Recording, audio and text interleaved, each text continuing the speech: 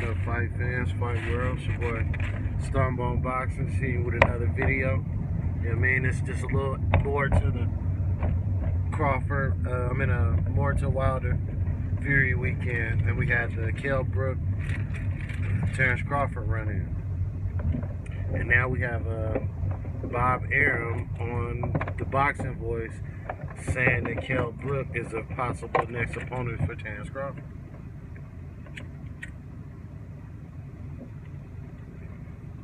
Like I said it before, that I don't think that Kell Brook poses a great or a real challenge for Crawford. It's a good fight. It's a good fight. He's a credible name. I know he's already lost to Earl, so it's what they gonna. Some people would say it's Earl leftover. Some people would say coming opponent. You know, so however you want to look at that, coming opponent, we'll go with that. Since we're looking for names for Crawford, the PBC guys have made it clear that they don't want the fight. Sean Porter is ho-hum on the fight. He says, I'm going to talk to Bud. His dad says he wants the fight, and talk to Sean. Not so much. Say Sean's coming back in April or the end of April, and he's looking for a WBC eliminator fight, so he can get the Earl fight. So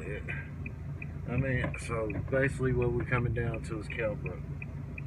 I think Kell Brook is, like I said, he's a decent fighter. He's a common opponent. He looked pretty decent in his last outing.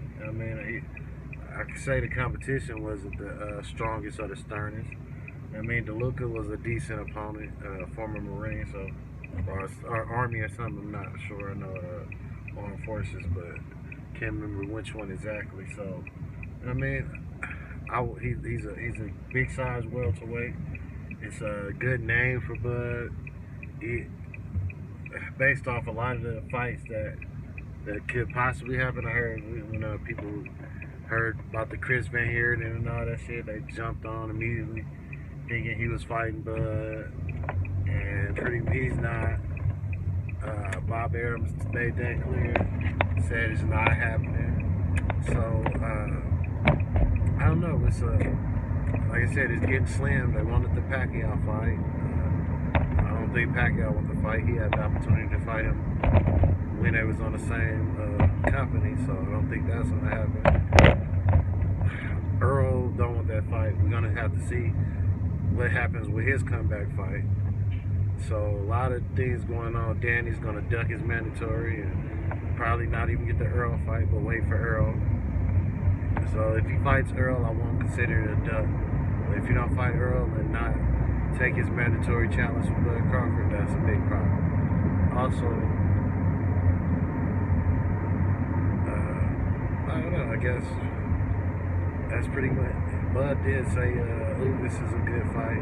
He said a few PBC guys named that there'll be good fights for him. So we'll go from there. We're gonna see what happens. If it's Kell Brook, that's a good fight for him. I hope that they get a big stadium over in the UK. Pay Crawford about 12 million. He going over there and fucking knock Kell Brook out. At this point, Kell Brook doesn't have a belt. He's a good name, so he would be coming here. So wherever that fight takes place, I'm gonna be watching it, or I'm gonna be there, one of the two. So I want to see what Kell Brook got left. I want to see if Bud can go ahead and dispatch of Kell Brook in a fashion that not where he's quitting on the knee or talking about he's hurt or something like that. But I want to see Crawford dispatch of him in a fashion that no one has really done. So I'm gonna keep my eyes open, man, and see what we hear. Bob Arum was on the Boxing Voice earlier. It was a great interview. Touched a lot of subjects. A lot of people tried to say that the Wilder is not getting the rematch. Bob Arum killed that rumor and the lie before it can even take off. If Wilder wants the rematch, he got it. And everything Wilder team says, he wants the rematch. So let's dead all of these bullshit lies. And let's quit with the agenda. If Fury won the fight, we can accept that. And let's move on to the rematch and see what happens. So, and back to Bud Crawford. Let's see. Crawford versus Brook. Let's see. A big welterweight that they claim. A guy that was piecing Earl up for the early rounds. And then Earl was able to catch up with him and get him out of there. So I'm out here sliding through the snow, man. Heading back to the crib, man. Went and grabbed me some Raising Cane's for the night, man. And y'all have a good night, man. I'm gonna get it into this house, man, and talk a little bit more boxing with y'all real quick soon. And we're gonna see what comes of that Kell Brook versus Crawford that Bud is talking about. I mean the Bob Bammer's talking about. So it's your boy Storm on Boxing. I'm gonna catch y'all. Oh yeah, I know that the number. Well, that's back to Wilder Fury.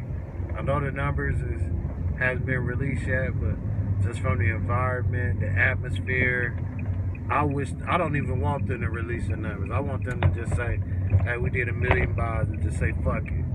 Because that type of atmosphere, I don't want nobody hear them talking about 885 and it's a failure or some bullshit like that. No, that was a big fight, big environment.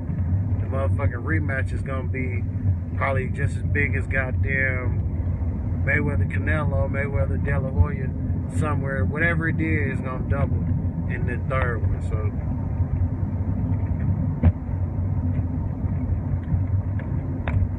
good old T, that shit's fire. Yeah, so and we're gonna keep our eyes open, man, and just see what happened, man. I want everybody to support this fight. I don't want nobody talking about, oh, they only did 895,000, so now we don't need to do Crawford spins.